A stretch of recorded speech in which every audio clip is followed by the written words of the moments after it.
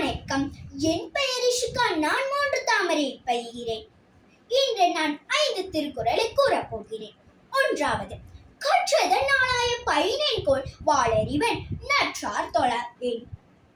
பொருள்: நன்கு கல்வி கற்ற ஒருவர் தூய அறிவின் வடிவாக விளக்கும் இறைவனை வணங்காவிடில் அவர் கற்ற கல்வி பயனற்றதாகிவிடும். 2வது, நன்றி மறப்பது நன்றன்று, நன்றல்லது அன்றே மறப்பது நன்று. பொருள்: ஒருவர் நமக்கு செய்யும் உதவியை மறப்பது நல்லதல்ல, அவர் செய்யும் குற்றத்தை மறந்து விடுவது நல்லது. 3வது, கண்ணுடைய என்பவர் கற்றோர் முகத்திருந்து புண்ணுடையர் கல்வா.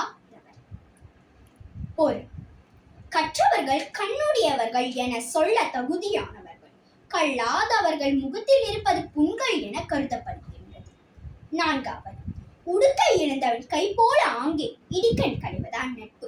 உடுத்திய ஆடை நழுவும் பொழுது ஒருவருடைய கை அவர் அறியாமல் உடனே ஆடையை இழுத்து மானத்தை காப்பாற்றுவது போன்று நண்பனுக்கு துன்பம் வந்த கணமே ஓடி சென்று அதனை போக்குவது நட்பாகும்.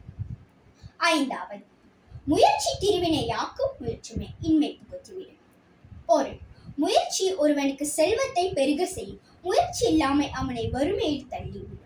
இத்துடன் விடை பெறுகிறேன். நன்றி, வணக்கம்.